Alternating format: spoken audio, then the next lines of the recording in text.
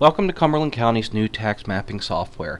In this video, we'll be briefly talking about the individual components of the tax mapper and some of the general information that will help you get started using the tax mapping software. Once you've hit the OK button on the disclaimer, we're going to take a look at a couple of the features that show up on the map. Across the top of the map are items called widgets, and if you hold the mouse over each widget, it will show you particularly what that function will do. There are other videos demonstrating each individual use of these widgets across the top of the screen.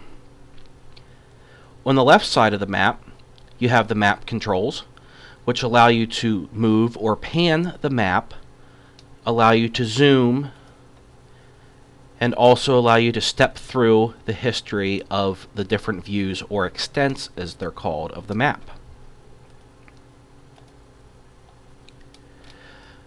Down at the bottom left hand corner is the map scaling.